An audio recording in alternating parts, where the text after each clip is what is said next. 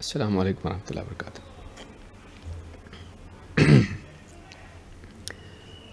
ان الحمد للہ نحمده ونستعینه ونستغفره ونعوذ باللہ من شرور انفسنا ومن سیئات اعمالنا من يهده الله فلا مضل له ومن يضلل فلا هادي له واشهد ان لا اله الا الله وحده لا شريك له واشهد ان محمدا عبده ورسوله اما بعد فان خير الحديث كتاب الله وخير الهدي هدي محمد صلی اللہ علیہ وعلى آلہ وسلم وشر الامور محدثاتها وكل محدثة بدعة وكل بدعة ضلالة وكل ضلالة في النار۔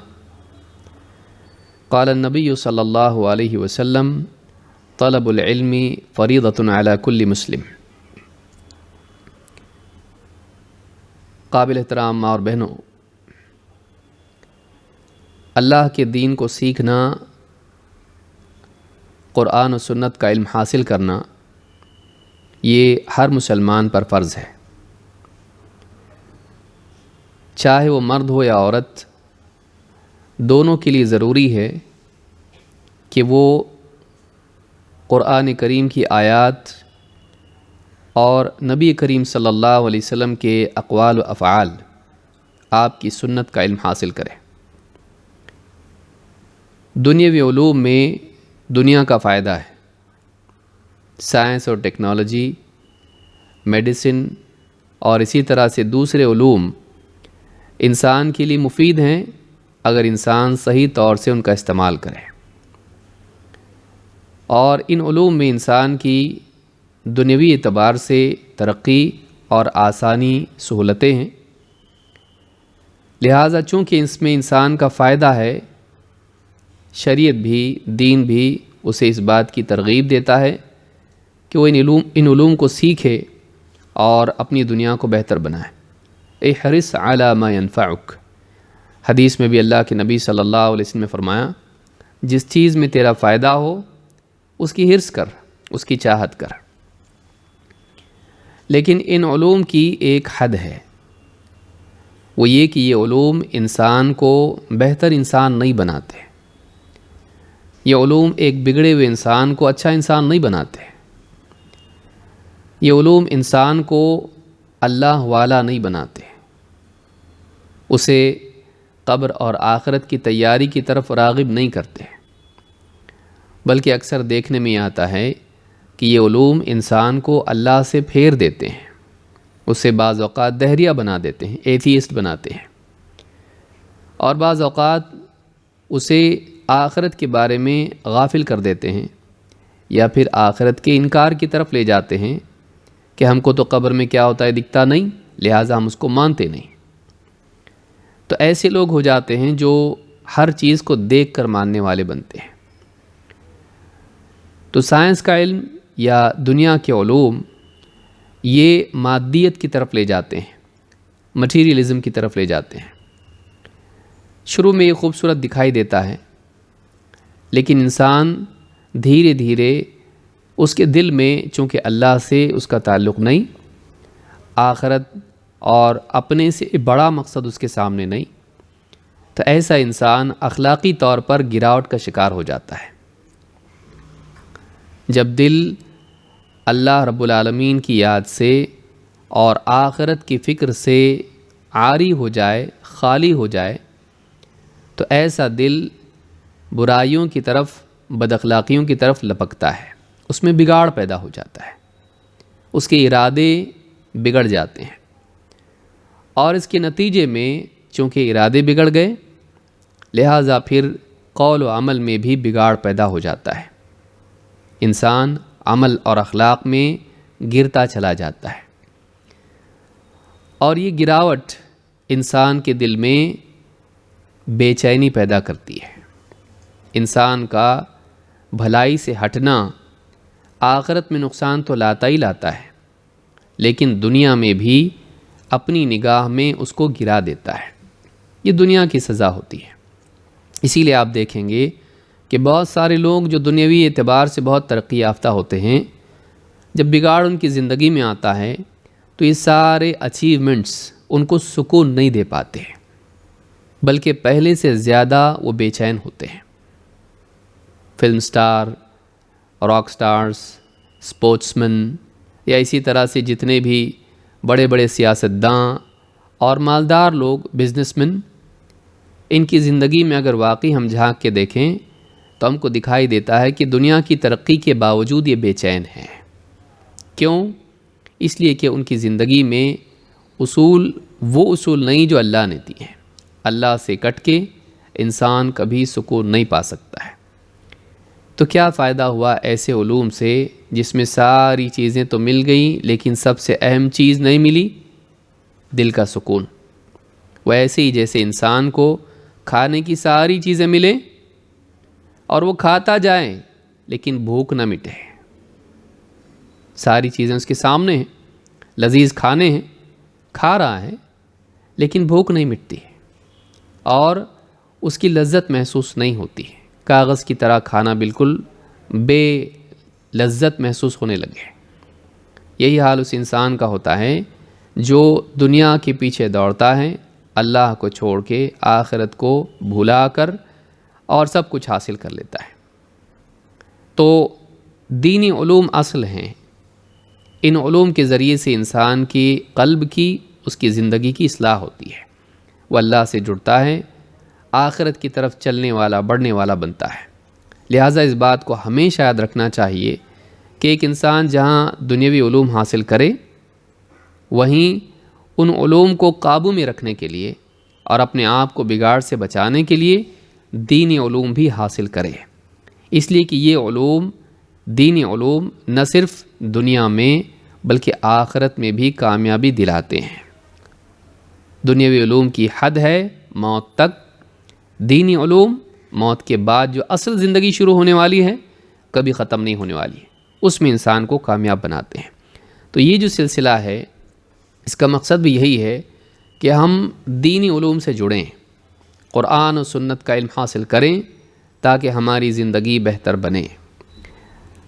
پچھلے درس میں ہم نے تحفۃ النساء سے جو خواتین سے متعلق 40 سے زائد احادیث یعنی 50 حدیثوں کا مجموعہ ہے تقریباً، تو ان احادیث میں سے حدیث نمبر 7 تک ہم نے بات مکمل کی تھی۔ آج اس سے آگے ہم اپنی گفتگو شروع کریں گے، جس میں عورت کے لیے ایک نیا حکم اور ایک اہم حکم ہے، وہ یہ کہ شوہر کی فرما برداری کرنا۔ ایک عورت کی سعادت اس میں ہے کہ وہ اپنے شوہر کا حکم ماننے والی ہو، کیونکہ ہر گھر میں کوئی نہ کوئی ذمہ دار ہوتا ہے اور اللہ رب العالمین نے گھر کا ذمہ دار مرد کو بنایا ہے۔ الرجال قوامون علی النساء، اللہ تعالیٰ فرماتا ہے مرد عورتوں پر قوام ہیں، عورتیں ماتحت ہیں۔ کسی بھی گھر میں، کسی بھی حکومت میں، کسی بھی کمپنی میں، کسی بھی آرگنائزیشن میں، کسی بھی انسٹیٹیوٹ میں ایسا نہیں ہو سکتا ہے کہ کوئی ذمہ دار نہ ہو۔ یہ دنیا کا قاعدہ ہے، یہ ایک ایسا قانون ہے جس کو سبھی مانتے ہیں، مسلمان بھی، غیر مسلم بھی۔ آپ بتائیے کوئی آرگنائزیشن ہے جس کا کوئی ہیڈ نہ ہو؟ اس کے بغیر وہ چلتی نہیں ہے۔ کیوں؟ اس لیے کہ اس میں فیصلے لینے پڑتے ہیں، اور فیصلے سب مل کے نہیں لے سکتے ہیں، رائے تو سبھی دے سکتے ہیں، فیصلہ کون لے گا؟ کوئی ایک آخری کوئی بڑی شخصیت ہونی چاہیے جس کا سب مانیں۔ تو وہ کون ہے؟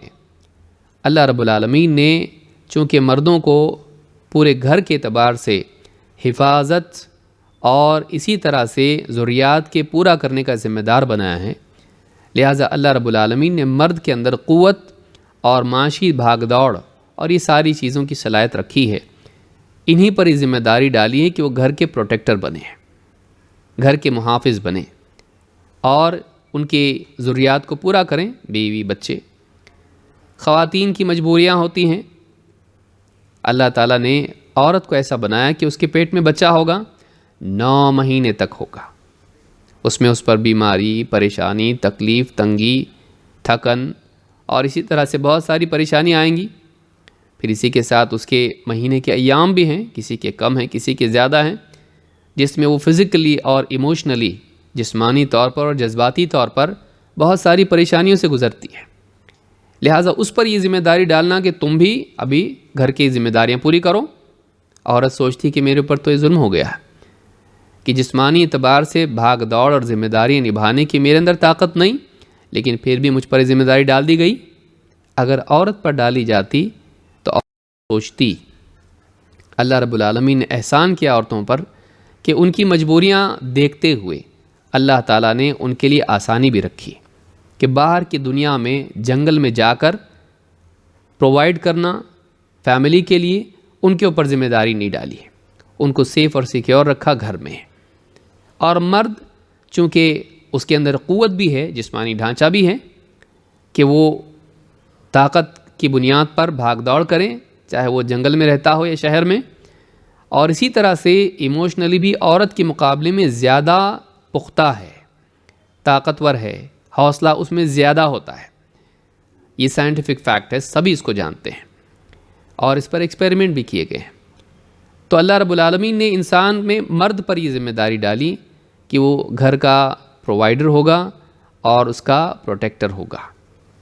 تو اس اعتبار سے عورت کے لیے ذمہ داری ہے کہ وہ شوہر کی فرما بردار ہو، اس کی بات مانے، اس کے فیصلے کو قبول کرے، الا یہ کہ وہ فیصلہ غلط ہو شریعت کے اعتبار سے یا اس میں کوئی نقصان کی بات ہو تو اس کو بتا سکتی کہ ایسا نہیں ایسا ہے۔ تو عورت کے لیے یہ خوبی ہے، اللہ کی نگاہ میں اچھی عورت وہ ہے جو اپنے شوہر کی بات مانتی ہو۔ تو یہ 8ویں بات ہے جو ہم کو یاد رکھنا ضروری ہے کہ خواتین اپنے اندر کیا چیز پیدا کریں اور مائیں اپنی بچیوں کی تربیت کیسی کریں۔ شوہر کی نہیں ماننا سکھائیں یا شوہر کی بات ماننا سکھائیں۔ اس تعلق سے ایک حدیث جو امام ابن حبان نے جس کو روایت کیا ہے، اس حدیث میں اللہ کے نبی صلی اللہ علیہ وسلم کی ایک بہت ہی اہم بات ہمیں اس بات کی وضاحت میں ملتی ہے۔ ابو ہریرہ رضی اللہ تعالیٰ عنہ فرماتے ہیں، قال رسول اللہ صلی اللہ علیہ وسلم اذا صلت المرأة خمسها وصامت شهرها وحسنت فرجها وأطاعت بعلها دخلت من أي أبواب الجنة شاءت۔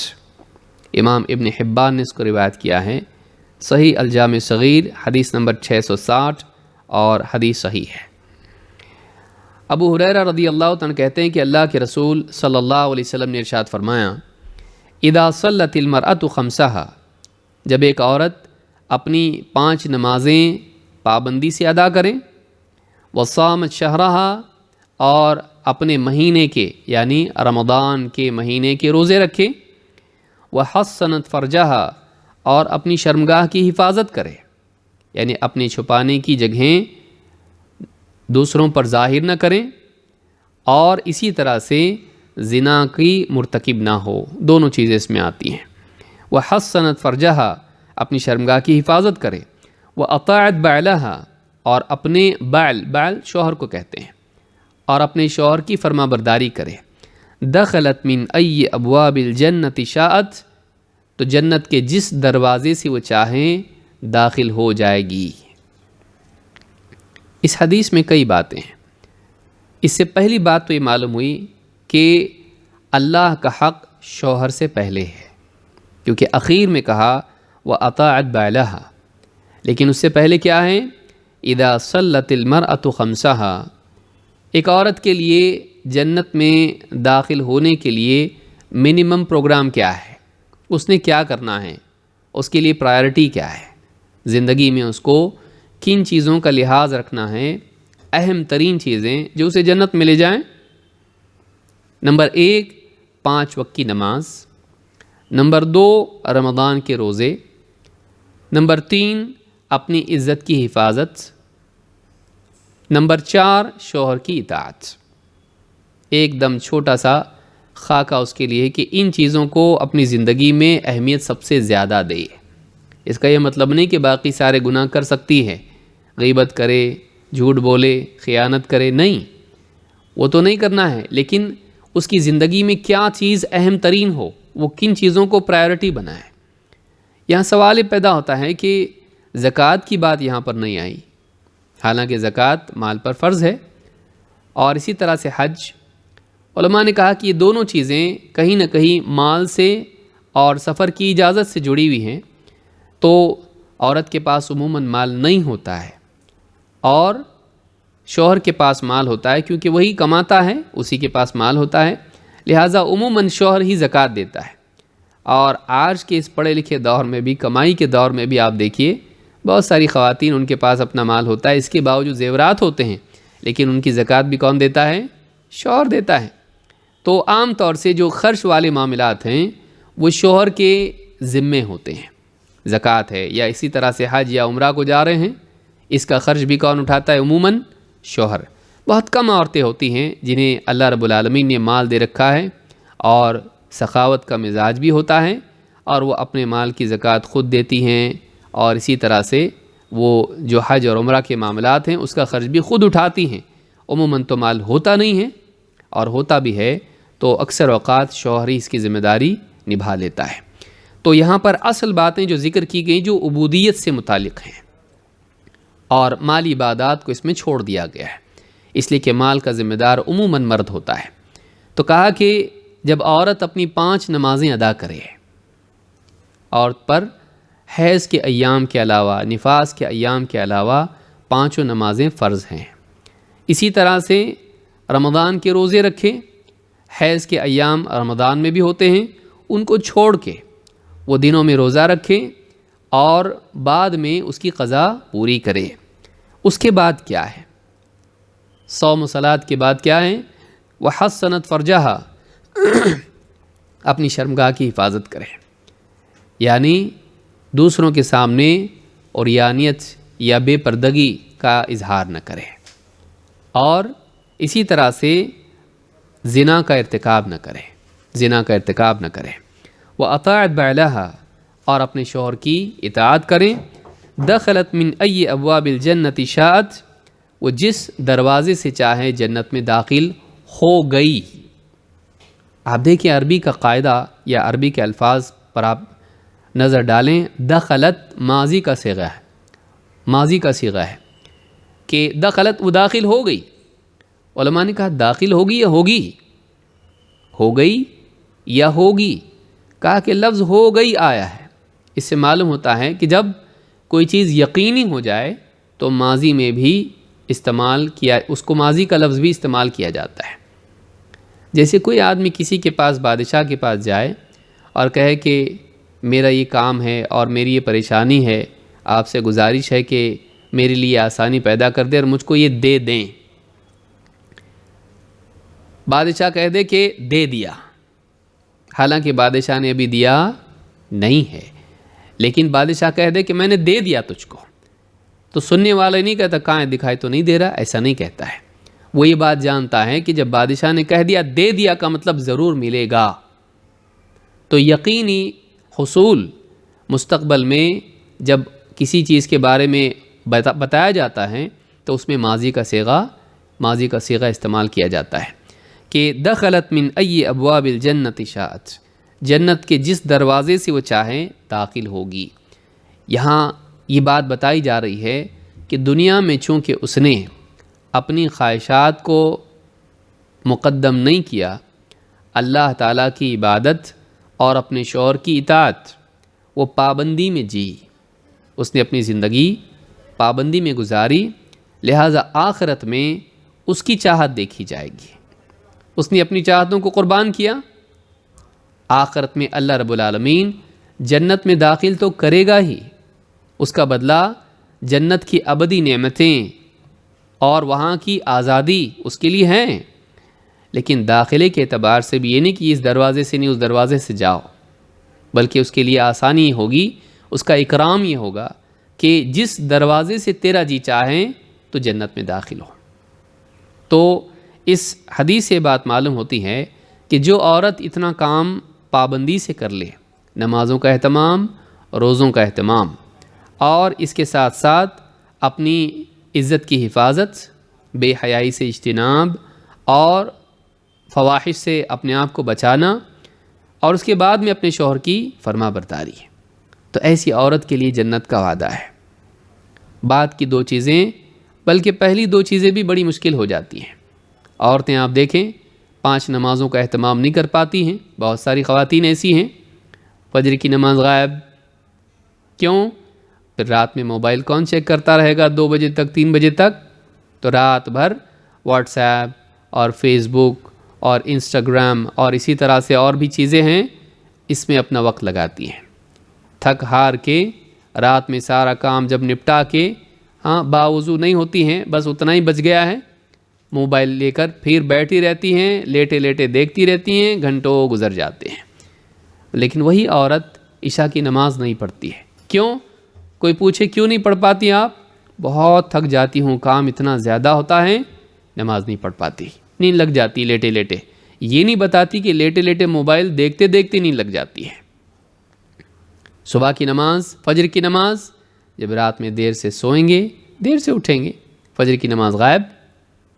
اور بعض اوقات تو ہے، لیکن شوہر کو آفس جانا ہے، بچوں کو اسکول جانا ہے، بس ابھی آتی ہی ہوگی بچے کو لینے کے لیے اور شوہر ابھی جاتا ہی ہوگا، تو کیا کرتی ہیں؟ پوری ان کی تیاری میں لگ جاتی ہیں. 5 سے 10 منٹ نماز کے لیے لگتے ہیں وضو ملا کر.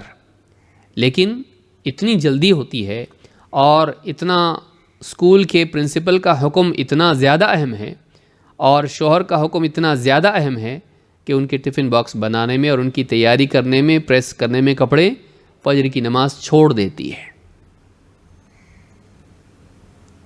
اگر جلدی اٹھتی تو یہ سب کچھ ہو سکتا تھا، لیکن نہیں، عین وقت پر اٹھتی ہے اور یہ ساری نمازیں برباد کر دیتی ہیں. تو فجر کی نماز نیند کی وجہ سے اور عشاء کی نماز تھکن کی وجہ سے عورتیں چھوڑ دیتی ہیں. بعض عورتوں کی ظہر کی نماز بھی چھوٹ جاتی ہے، کام کرتے کرتے کرتے کرتے ابھی پڑھوں گی تبھی پڑھوں گی، پڑھتے پڑھتے ٹائم ہو جاتا ہے اور پھر اتنی تھک جاتی ہیں، کھانا کھا کے تھوڑا سا سستا لیتی ہوں، پھر اٹھ کے پڑھتی ہوں. ظہر کی نماز چلی گئی، آنکھ کھلی کب؟ جب عصر کی اذان ہو رہی تھی. یہ حال عورتوں کا ہے، بہت ساری عورتوں کا ہے.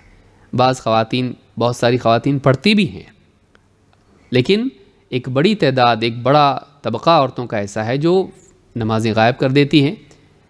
تو نمازوں کا اہتمام اور رمضان کے روزوں کا اہتمام، اور اسی طرح سے رمضان کے روزے عموماً ہو جاتے ہیں بہت ساری خواتین کے، لیکن بعض خواتین نہیں بھی رکھتی ہیں، مجھ سے نہیں ہو پائے گا، بہت مجھ کو کام ہوتا ہے.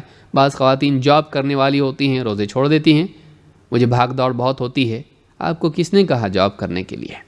اگر آپ کے جاب کی وجہ سے آپ کی نمازیں اور آپ کے روزے چھوٹ رہے ہیں تو دنیا کا مسئلہ تو آپ کا حل ہو گیا، معاشی مسئلہ تو آپ کا حل ہو گیا، لیکن آپ کی معاش کا مسئلہ حل ہوا، آپ کی معاد کا مسئلہ حل نہیں ہوا، آخرت کا مسئلہ تو حل نہیں ہوا. دنیا کی زندگی کا حل ہو گیا، آخرت کا کہاں حل ہوا؟ بلکہ بعض اوقات دنیا کی زندگی کا بھی حل نہیں ہوا. کیوں؟ اس لیے کہ اللہ کو چھوڑ کے، آخرت کو بھلا کے دنیا کمانے پر دنیا میں بھی بے برکتی کا شکار ہو جاتے ہیں. کما رہے لیکن کافی نہیں ہو رہا. کیوں؟ برکت نہیں. اللہ کی عبادت کو ضائع کرنے سے رزق میں بگاڑ پیدا ہوتا ہے، اور اللہ کی عبادت کا حق ادا کرنے سے رزق چاہے تھوڑا ہی کیوں نہ ہو اس میں برکت ہوتی ہے. اس لیے آپ دیکھیں اللہ رب العالمین نے جہاں عبادت کا ذکر کیا وہیں رزق کا ذمہ بھی لیا. اللہ تعالیٰ نے قرآن کریم میں کیا فرمایا؟ وَمَا خَلَقْتُ الْجِنَّ وَالْإِنسَ إِلَّا لِيَعْبُدُونَ مَا أُرِيدُ مِنْهُم مِّن رِّزْقٍ وَمَا أُرِيدُ أَن يُطْعِمُونَ إِنَّ اللَّهَ هُوَ الرَّزَّاقُ ذُو الْقُوَّةِ الْمَتِينُ. میں نے جنات کو اور انسانوں کو صرف اپنی عبادت کے لیے پیدا کیا ہے، میں ان سے رزق نہیں کمانا چاہتا. ما اريد منهم من رزق وما اريد ان يطعمون، اور نہیں چاہتا ہوں کہ وہ کما کے مجھے کھلائیں. انہیں اس لیے پیدا نہیں کیا کہ وہ اپنے رزق کے لیے زندگی صرف کر دیں، خود کے لیے، رزق کے لیے نہیں. یہ مقصد پیدا کرنے کا نہیں کہ کھاؤ کما کے، اور یہ بھی مقصد نہیں کہ ٹھیک ہے خود میں مت کھاؤ مجھ کو کھلاؤ. وما اريد ان يطعمون، نہ خود کے رزق کے لیے نہ مجھے حاجت ہے، بلکہ ان اللہ هو الرزاق ذو القوة المتین، یہ تو اللہ ہے جو الرزاق ہے اور بڑی قوت والا ہے، شدید ہے. تو اللہ نے جہاں عبادت کا ذکر کیا وہیں اللہ تعالیٰ نے رزق کا بھی وعدہ لیا، رزق کا بھی وعدہ کیا، ذمہ لیا۔ تو معلوم ہوا کہ عبادت اور رزق کا کچھ تعلق ہے نہیں۔ اور ایک آیت سنیے، اللہ تعالیٰ اپنے نبی سے فرماتا ہے وَأْمُرْ أَهْلَكَ بِالصَّلَاةِ وَاصْطَبِرْ عَلَيْهَا لَا نَسْأَلُكَ رِزْقًا نَحْنُ نَرْزُقُكَ وَالْعَاقِبَةُ لِلتَّقْوَىٰ۔ وَأْمُرْ أَهْلَكَ بِالصَّلَاةِ، اے نبی اپنے گھر والوں کو نماز کا حکم دیجئے، وَاصْطَبِرْ عَلَيْهَا، اور آپ بھی اس پر جمے رہیے، لَا نَسْأَلُكَ رِزْقًا، ہم آپ سے رزق نہیں چاہتے، ہم آپ سے نہیں چاہتے کہ آپ رزق کے پیچھے ہی اپنی زندگی لگا دیں۔ لا نسألک رزقا نحن نرزقک، بلکہ ہم آپ کو رزق دیتے ہیں۔ والعاقبۃ للتقویٰ، اور اچھا انجام تقویٰ کے لیے ہے، یعنی تقویٰ والوں کے لیے۔ اس آیت میں بھی آپ دیکھیے نماز کا حکم اللہ تعالیٰ نے دیا تو اس کے بعد فوراً کس کا ذکر کیا؟ نحن نرزقک، ہم آپ کو رزق دیں گے۔ اس سے معلوم ہوتا ہے کہ عبادات اور خصوصاً نماز، اس میں انسان کے رزق کا معاملہ چھپا ہوا ہے، لہٰذا عبادت کو ضائع کر کے انسان نہ صرف آخرت خراب کرتا ہے بلکہ اپنی دنیا کا معاملہ بھی خراب کرتا ہے۔ رزق کے لیے عبادت ضائع کرنا کاؤنٹر پروڈکٹیو ہے، کیونکہ اس رزق میں پھر عبادت کو ضائع کر کے انسان کے رزق میں برکت ختم ہو جائے گی۔ لیکن رزق سے مقدم انسان اگر عبادت کو رکھے، اللہ تعالیٰ نے خود ذمہ لیا ہے کہ اس کے رزق کا انتظام کرے گا۔ تو یہاں عورتیں خاص طور سے یاد رکھیں کہ 5 نمازوں کا اہتمام اور روزوں کا اہتمام، پھر اس کے بعد اپنے آپ کو بے حیائی سے بچانا، فواحش سے بچانا، بے پردگی سے، زناکاری سے بچانا۔ آج بہت ساری عورتیں شہرت پانے کے لیے، لوگوں کے لائکس لینے کے لیے ٹک ٹاک پہ ویڈیو بنا کے ڈالتی ہیں بے پردگی کے ساتھ میں۔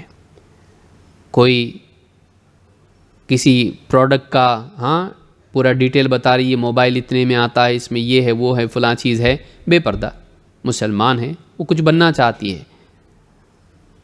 یوٹیوب پہ آ کے سبسکرپشن بڑھ جائیں اور اس کے لائکس بڑھ جائیں اور اس کو بھی یوٹیوب کا جو ہے بٹن ملے، ملین والا یا بلین والا جو بھی ہے، لاکھ والا، ہزاروں والا، کیا چیز ہے یہ؟ ٹک ٹاک پہ آئیں گی، جوکس بنائیں گی، پیچھے بیک گراؤنڈ میں گانے چل رہے ہیں اور یہ گانے گا رہے ہیں اور کچھ لوگ ناچ بھی رہے ہیں۔ مسلمان عورت، اس کا یہ شعار نہیں ہے۔ اللہ نے جو اس کو عزت دی ہے، اس عزت کے لباس کو، اس عزت کی چادر کو خود تار تار کر رہی ہے، وہ آ کے لوگوں کی یعنی ہوس کا شکار بن رہی ہے۔ جو بھیڑیے ڈھونڈتے آتے ہیں کہ کوئی خوبصورت عورت اس کا ویڈیو مل جائے، یہ مسلمان عورت بے پردہ ان کے سامنے آ کر ان کی پیاس بجھا رہی ہے۔ کیا وہ اس کے لیے پیدا کی گئی ہے؟ اس کو کیا ملا؟ لائکس، یہ لائک اتنی قیمتی ہیں کہ ہم ان کے سامنے اللہ کے حکم کو توڑیں؟ اور اللہ کی لائک کا کیا معاملہ ہے؟ کیا اس کے دل میں یہ چاہت نہیں کہ اللہ بھی مجھ کو لائک کرے؟ اب اس نے کس کو چنا؟ خالق کو چنا یا مخلوق کو؟ اب وہ خود انتخاب کرے کہ اس کی نگاہ میں کس کے لائک کی زیادہ اہمیت ہے۔ بے حیا، گناہگار، گھٹیا اخلاق والے، ذلیل قسم کے لوگ، ان کے لائک؟ یا جس نے اس کو پیدا کیا، اس کو اتنی ساری صلاحیتیں دیں، اس کو یہ خوبصورتی دی اور اس کو کھلایا پلایا، اس کے لیے بارش برسائی، اس کے لیے چشمے جاری کیے، اس کے لیے ہوائیں چلائیں، اس کو دین اسلام کی نعمت دی، اس اللہ کے لائک کی اس کو زیادہ فکر ہونا چاہیے یا ان لفنگے لوگوں کی جو اس کو کمنٹ میں اس کی تعریف کریں؟ اس کو دنیا کی تعریف چاہیے یا آخرت کی، کہ اللہ تعالیٰ اس کی تعریف کرے کہ یہ میری بندی ہے، اس نے حق ادا کیا اپنی زندگی کا، میرے احسانات کا شکر صحیح ڈھنگ سے اس نے ادا کیا۔ وہ کیا چاہتی ہے؟ وَمَا قَدَرُ اللَّهَ حَقَّ قَدْرِهِ، اللہ تعالیٰ فرماتا ہے لوگوں نے اللہ کی ویسی قدر نہیں کی جیسی کرنی چاہیے تھی۔ اگر یہ اللہ کو پہچانتی تو ساری زندگی اللہ کو خوش کرنے میں لگتی، اور اللہ نے جس چیز سے روک دیا رک جاتی، کیونکہ میرے رب کی چاہت اس میں ہے کہ میں یہ کروں اور میرے رب کی ناراضگی اس میں ہے، یہ چیز میں نہیں کروں گی۔ تو یاد رکھیں عورت کے لیے ایک بہت بڑا امتحان یہ ہے کہ وہ اپنی زینت کو پرائے مردوں سے چھپائے رکھے، اپنی زینت کو پرائے مردوں سے چھپائے رکھے، کیونکہ یہ بے حیائی زنا تک جاتی ہے، یہ بے حیائی دل کے زنا تک تو لے ہی جاتی ہے، اور کبھی کبھی بات آگے بڑھ کے واقعی زنا تک بھی جاتی ہے۔ اس کی کتنی سٹوریز ہیں، آپ اس کی گنتی نہیں کر سکتے، کتنے نکاح برباد ہو گئے، کتنے رشتے خراب ہو گئے، کتنی عورتوں کی زندگی تباہ ہو گئی اسی وجہ سے، کیونکہ شروعات چھوٹی ہوتی ہے لیکن بات بڑھتے بڑھتے اتنی دور نکل جاتی ہے کہ پھر انسان تصور بھی نہیں کر سکتا۔ تو ہماری جو بچیاں ہیں ان کو اس سے بچانا چاہیے۔ بہت ساری بچیاں بھولی بھالی ہوتی ہیں اور موبائل باپ نے خرید کے دے دیا، اور اس موبائل کے استعمال میں بعض اوقات وہ بہت دور نکل جاتی ہیں۔ اللہ تعالی ہم سب کی حفاظت فرمائے ان تمام چیزوں سے جو آخرت میں برباد کرنے والی ہیں۔ تو عورت کے لیے کیا ہے، اس کو کیا کرنا ہے؟ 5 وقت کی نماز، رمضان کے روزے، اور اپنی عزت کی حفاظت، اور اپنے شوہر کی اطاعت۔ تو یہ بہت اہم چیز ہے، اس کو یاد رکھنا چاہیے۔ حسین ابن محسن کہتے ہیں کہ ان کی پھوپھی ایک مرتبہ اللہ کے نبی صلی اللہ علیہ وسلم کے پاس کسی کام سے گئیں، ان عمۃ لہ اتت النبی صلی اللہ علیہ وسلم فی حاجۃ، کہ ایک مرتبہ ان کی پھوپھی اللہ کے نبی صلی اللہ علیہ وسلم کے پاس کسی ضرورت سے گئیں، ففرغت من حاجتها، جو کام تھا وہ کام، کچھ مانگنا تھا یا کوئی بات تھی، فیصلہ تھا مانگنا تھا آپ سے، وہ ہو گیا، کام ہو گیا۔ ففرغت من حاجتها فقال لها النبی صلی اللہ علیہ وسلم، تو ان سے اللہ کے نبی صلی اللہ علیہ وسلم نے فرمایا، اذات زوج انتی، کیا تمہارے شوہر ہیں، یعنی نکاح تمہارا ہوا ہے؟ قالت نعم، کہا ہاں اللہ کے رسول۔ قال کیف انتی لہو، کیف انتی لہو، تمہارا ان سے کیا معاملہ ہے، تمہارا اپنے شوہر سے کیا معاملہ ہے؟ قالت ما آلوہ الا ما عجزت عنہ، کہنے لگیں کہ اللہ کے رسول جتنا مجھ سے ہوتا ہے ان کی بات ماننے یا ان کی خدمت کرنے کے اعتبار سے، جو بھی ان کا حق ادا کرنا ہے میں اس میں کوتاہی نہیں کرتی، یہاں تک کہ میں عاجز ہو جاؤں، جب تک کہ میرے اندر صلاحیت ہے، قوت ہے، میں ضرور ان کا حق ادا کرتی ہوں۔ قال فانظری، اللہ کے نبی صلی اللہ علیہ وسلم نے فرمایا فانظری این انت منہ، کہا دیکھ لو تمہارا ان سے کیا رشتہ ہے، کیا تعلق ہے، کیا معاملہ ہے۔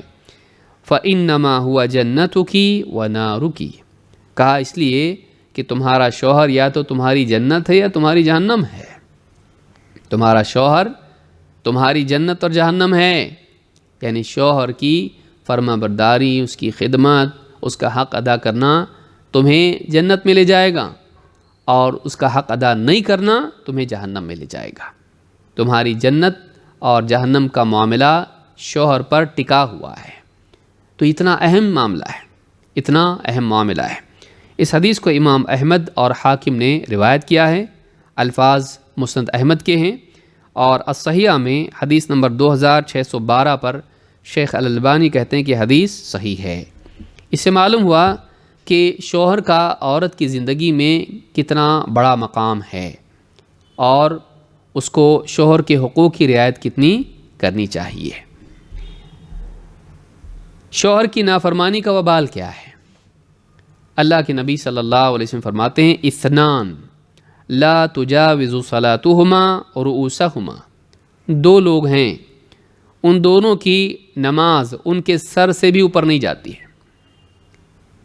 اللہ تعالیٰ قرآن کریم میں فرماتا ہے کہ الیہ یصعد الکلم الطیب والعمل الصالح یرفعہ، پاکیزہ کلمات اللہ ہی کی طرف اوپر جاتے ہیں اور نیک عمل ان کلمات کو اور اوپر اٹھاتا ہے۔ ایک انسان جب اللہ سے دعا کرتا ہے، اللہ کی حمد و ثنا کرتا ہے، تو یہ کلمات اوپر جاتے ہیں، اللہ کے پاس قبولیت کے اعتبار سے اوپر اٹھتے ہیں، اور ان کلمات کے ساتھ اور ان دعاؤں کے ساتھ اگر انسان کا عمل صالح بھی ہو تو ان دعاؤں کی قبولیت اور بڑھ جاتی ہے، وہ عمل ان دعاؤں کو اور اوپر لے جاتا ہے۔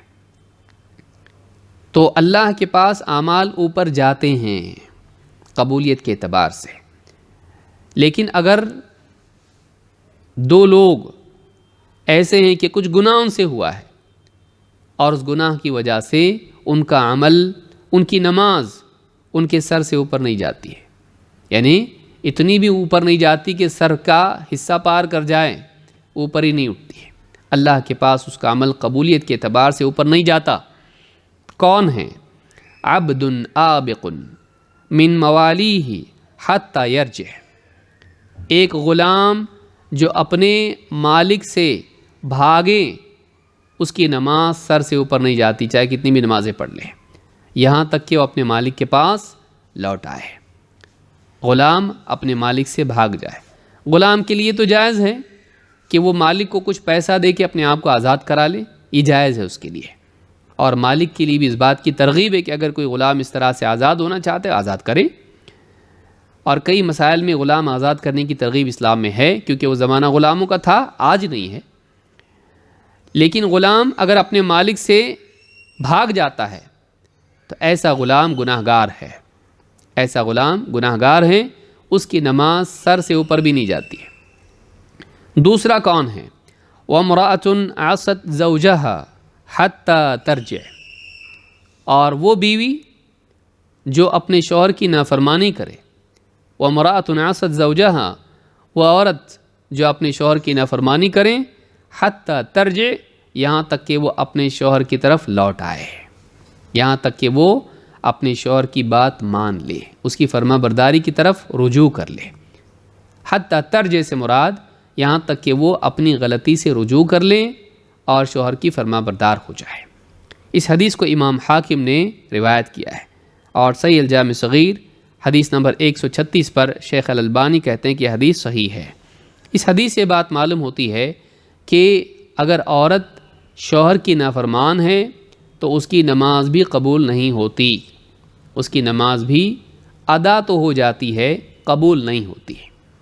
علماء نے کہا قبولیت دو طرح کی ہے، ایک ہے قبول ادا یا قبول اجزاء، اور دوسری ہے قبول رضا۔ قبولیت دو طرح کی ہوتی ہے۔ انما یتقبل اللہ من المتقین، اللہ نے کہا اللہ تعالیٰ متقین ہی سے عمل قبول کرتا ہے۔ تو یہ قبول کون سا ہے؟ یہ قبول رضا ہے، اللہ تعالیٰ راضی ہو کر عمل قبول کرتا ہے اس کا جو نیک عمل تقوی کے ساتھ کرے۔ لیکن جو انسان ایسا نہ ہو تو بعض گناہوں کی وجہ سے اس سے عمل تو ساقط ہو جاتا ہے، یہ نہیں کہ پھر سے نماز پڑھنی پڑے گی، ہوئی نہیں نماز، یہ نہیں، نماز ادا ہو گئی لیکن اللہ رب العالمین اس سے راضی نہیں۔ کیوں؟ اس لیے کہ کچھ گناہ اس سے ایسا ہوا ہے جس کی وجہ سے اللہ اس سے خوش نہیں ہے۔ تو سر سے فریضہ ساقط ہو جاتا ہے نماز پڑھنے پر، لیکن اللہ اس سے راضی نہیں ہے، اس لیے وہ عمل قبول نہیں ہوا۔ تو اس حدیث میں یہ بات معلوم ہوتی ہے کہ ایک عورت اگر شوہر کی نافرمان ہو تو اس کی نافرمانی کا اثر اس کی عبادت پر بھی پڑتا ہے، اس کی نماز پر بھی پڑتا ہے، اور اس کی نماز سر سے اوپر نہیں جاتی ہے۔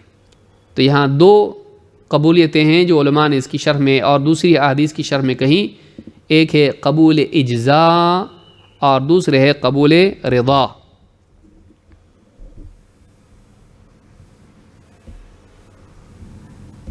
قبول اجزاء اور قبول رضا، یا اس کو قبول ادا آپ کہیں، کہ نماز ادا تو ہو جاتی ہے، اس سے فریضہ ساقط ہو جاتا ہے، یہ نہیں کہ اس کو پھر سے وہ نماز پڑھنی پڑے گی کیونکہ ہوئی نہیں، جسے بغیر وضو والے کی ہوتی ہے، ویسا نہیں ہے، اس کے سر سے فریضہ ساقط تو ہو گیا لیکن اللہ اس سے راضی نہیں ہے۔ تو یہ بات یاد رکھنے کی ہے کہ شوہر کی نافرمانی کا اثر عبادات پر بھی پڑتا ہے، لیکن یہاں پر ایک قید ہے، وہ یہ کہ شوہر کی فرما برداری گناہ کے کام میں نہیں ہوتی۔ یہ نہیں کہ شوہر اگر غلط کام کہیں تو بیوی وہ بھی کر لیں، کہ حدیث میں آیا ہے کہ شوہر کی بات ماننی چاہیے۔ تو شوہر اگر بے پردہ کمپنی کے آفس کی پارٹی میں جانے کے لیے ہوٹل میں کہے، باس ہاتھ ملائے تو ملا لو، اگر ایسا کہیں تو فرما برداری اب شوہر کی نہیں ہوگی۔ کیوں؟ اس لیے کہ یہ معصیت ہے، عورت کا بے پردہ ہونا اور غیر محرم کو چھونا یہ حرام ہے۔ اسی طرح سے شوہر کوئی اور غلط کام کہے، جھوٹ بولنے کے لیے کہے، رشتہ داروں سے جھوٹ بول دو، یا چوری کے لیے کہے، یا غیبت کے لیے کہے، یا کچھ بھی اس طرح کا کوئی گناہ ہو چھوٹا یا بڑا، اب اس میں شوہر کی فرما برداری نہیں ہے۔ اللہ کے نبی صلی اللہ علیہ وسلم فرماتے ہیں لا طاعت فی معصیت اللہ، اللہ کی معصیت میں کسی کی بھی فرما برداری نہیں۔ جو کام اللہ نے منع کیا ہے، کوئی بڑے سے بڑا بھی اگر وہ کرنے کے لیے کہیں، اس کی بات نہیں مانی جائے گی، اس کی بات نہیں مانی جائے گی۔ مثلا شوہر کہے کہ تم شاپنگ کے لیے جا رہی ہو نا، تو ایک سگریٹ کا پیکٹ میرے لیے لے آنا۔ سگریٹ پینا حرام ہے، سگریٹ پینا جائز نہیں ہے۔ اب اگر شوہر وہ مانگتا ہے تو یہ اس کی بات پوری کی جائے گی نہیں۔ یا شوہر کہہ رہا ذرا چینل بدل دو، فلانی جو ہے چینل فلم والا ہے وہ لگاؤ، اب بیوی کے اوپر اس کی فرما برداری نہیں ہے، گناہ کا کام نہیں کر سکتا، اور وہ بھی نہیں کر سکتا اور یہ بھی نہیں کر سکتی۔ تو لا طاعت فی معصیت اللہ، اللہ کی معصیت میں کسی کی فرما برداری نہیں۔ جس کام کو اللہ نے منع کیا ہے، جو اللہ کے نزدیک گناہ کا کام ہے، اس میں شوہر کی بات مانی نہیں جائے گی، بلکہ کسی کی بھی نہیں، ماں باپ کی بھی نہیں۔ کہ شوہر جو ہے، اب ماں باپ ہیں، بعض نادان ماں باپ، جیسے اس سے پہلے بھی حدیث گزری تھی، دیندار سے نکاح کرنا چاہیے۔ بعض ماں باپ کیا کرتے ہیں، اپنی بچیوں کو مالدار گھرانوں میں دیتے ہیں، اور لیکن مالدار تو ہے لیکن دیندار نہیں ہے، اور شرکیہ اور بدعتیہ اعمال کا مرتکب ہے۔ درگاہوں پہ جاتے ہیں، سجدے کرتے ہیں، ناڑے باندھتے ہیں، اور وہاں جا کر ساری خرافات شرکیات کرتے ہیں، پھر بدعات بھی کرتے ہیں۔ اب گھر والے پورے بدعتی، اور وہاں بچی ہم نے دے دی۔ اب اس بچی کے لیے کتنی مصیبت ہے۔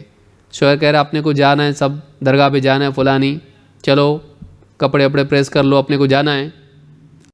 شوہر کی بات ماننی پڑے گی، نہیں مانتی ہے تو کیا ہوگا؟ طلاق، نہیں مانتی ہے تو عذاب۔ اس طرح کی بہت ساری خرافات گھر میں ہوتی ہیں، ساس سسر کے بولنے کی وجہ سے وہ ساری بدعات اس کو کرنی پڑتی ہیں۔ ہم اپنی بچیوں کو جہنم میں ڈالتے ہیں، اپنے ہاتھوں سے پال پوس کے اس کو جہنم میں ڈالتے ہیں۔ نہیں دینا چاہیے اسے گھروں میں۔ بھوکی مر جائے چلے گا، بھوکی مر جائے چلے گا، شرک اور کفر میں مرے اچھی بات نہیں ہے۔ اتنی غیرت ہماری ہونی چاہیے کہ ہم اپنی بچیوں کا نکاح دنیا کو دیکھ کر کہ بھوکی نہ مر جائے لیکن شرک میں مرے، تو ہماری کیا اوقات ہے دین میں؟ ہم کتنے گرے پڑے لوگ ہیں اگر اپنی بچیوں کو اپنے گھروں میں، ایسے گھروں میں ہم دیتے ہیں تو ہم دنیا دار ہیں، پھر ہم دیندار نہیں ہیں، ہم دیندار نہیں ہیں۔ ایسے گھر میں اپنی بچیاں نہیں دیں جہاں بدعات اور خرافات اور شرکیات ہوں۔ ہماری بچی بھوکی مر جائے چلے گا، دیندار کو دیجیے، دیندار کو دیجیے، دنیا دار کو نہیں، شرک اور کفر کرنے والوں کو نہیں۔ اور ایسے ماں باپ ظالم، قیامت کے دن اللہ تعالیٰ ان کو سزا دے گا اس کی۔ اللہ تعالیٰ اگر انہوں نے توبہ نہیں کی، ماضی میں کسی سے ہو گئی وہ غلطی، معلوم نہیں تھا اور بات ہے، لیکن ان کو سب معلوم ہونے کے بعد بھی اگر انہوں نے ایسا کیا، قیامت کے دن وہ بچی جو گناہ کرتی تھی اور اس نے کیا، اس کو تو اس کی سزا ملے گی، لیکن ان کو ان کے عمل کی سزا ملے، کیونکہ انہوں نے اپنی بچی کو گناہوں کے دلدل میں ڈالا۔ اس کو یاد رکھیں، اپنی بچیوں کو ایسے گھروں میں نہ دیں۔ تو عورت کے لیے شوہر کی فرما برداری ہے، لیکن یہ نہیں ہے کہ وہ گناہوں میں اس کی فرما برداری کرے، کہ شوہر شرک کرنے کے لیے کہے تو وہ شرک کرے۔ لا طاعت فی معصیت اللہ انما الطاعت فی المعروف، معصیت میں فرما برداری نہیں، ہاں فرما برداری نیکی کے کاموں میں ہے۔ اس حدیث کو امام البخاری نے اخبار الاحاد میں حدیث نمبر 7257 پر، اور امام مسلم نے کتاب الامارہ حدیث نمبر 1840 پر روایت کیا ہے، اور حضرت علی سے روایت آئی ہے۔ اسی طرح سے آپ نے فرمایا لا طاعت لمخلوق فی معصیت الخالق، خالق کی معصیت میں مخلوق کی طاعت نہیں۔ ایسے کام جو خالق کے نزدیک گناہ ہیں، اللہ کے نزدیک گناہ ہیں، اس میں کسی مخلوق کی بات نہیں مانی جائے گی۔ باپ دادا ہوں، شوہر ہو، ماں ہو، خالہ ہو، پھوپھی ہو، بھائی ہو، بہن ہو، اولاد ہو، اولاد کی بھی بات نہیں مانی جائے گی. کسی کی بات نہیں مانیں گے. کس میں؟ جو اللہ کی نافرمانی والا کام ہو. تو اس حدیث کو امام احمد اور حاکم نے روایت کیا ہے، صحیح الجامع الصغیر حدیث نمبر 7520. حدیث نمبر 7520 حدیث صحیح ہے. تو یہ بات یاد رکھنے کی ہے. نمبر 1، عورت کی کامیابی میں اس بات کا بھی دخل ہے کہ وہ شوہر کی کتنی فرما بردار ہے. اخروی کامیابی ہے، اس کی نجات، اس کی جنت شوہر کی فرما برداری پر مبنی ہے. شوہر گھر کا ہیڈ ہے، وہ گھر کا ذمہ دار ہے، وہ گھر کا بڑا ہے. اس کی بات ماننا، اس کی بات ماننا، ایسی بات جو گناہ کی نہیں ہے مان لینا اس کی.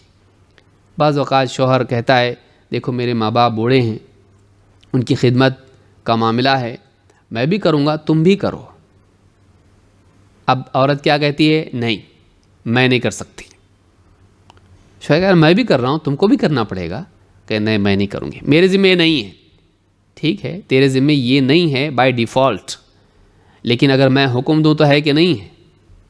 شوہر اگر حکم دے تو ماننا پڑے گا. یاد رکھیں بعض ہمارے جو جدید بولنے والے ہیں، تقریر کرنے والے، انہوں نے عورتوں کے ذہنوں میں ڈال دیا کہ عورت کے ذمہ نہیں ہے کہ شوہر کے ماں باپ کی خدمت کرے. اس کی وجہ سے گھر برباد ہو رہے ہیں. ظاہر بات ہے کہ شوہر کے ساتھ ماں باپ ہیں اس کے، کہاں جائیں گے وہ لوگ؟ اور پھر اگر بیوی اس کی خدمت نہیں کرے گی ماں باپ کی تو اب شوہر کیا ہوگا؟ ناراض ہوگا، نفرت کرے گا بیوی سے، تعلقات خراب ہوں گے، ماں باپ کے بھی اور اس کے بھی، اور ان کی ازدواجی زندگی میں خلل پیدا ہوگا. تو شوہر اگر حکم دیتا ہے تو بیوی کو ماننا چاہیے. بلکہ میں یہ کہوں گا کہ شوہر کے حکم دینے کی ضرورت پڑنا ہی نہیں چاہیے. کہ ایک عورت اگر ایک کتے کو پانی پلاتی ہے وہ جنتی ہو جاتی ہے. سوچئے ایک عورت اگر اپنے گھر میں موجود شوہر کے والدین جو اس کے لیے ماں باپ کی طرح ہیں، ان کی خدمت کر کے اس کو کتنا ثواب ملے گا، اور ان کی دعائیں ملیں گی، اور اس کے ذریعے سے شوہر کے دل میں اس کی کتنی جگہ بنے گی. ہم ایسا کیوں نہیں سوچتے؟ حقوق کے بارے میں سوچنا اور قانون کی زبان میں بولنا رشتوں کو خراب کر دیتا ہے. اگر بیوی کہے اجی مجھ کو فلاں چیز چاہیے، زیورات میرا دل بہت کر رہا ہے، فلاں چیز کھانے کو، کہ نہیں تمہارا اتنا جتنا ہے میں دیتا ہوں، راشن وغیرہ بھر دیا ہے نا، ختم. اب وہ زیورات میرے ذمہ نہیں ہیں. کس نے کہا ہے؟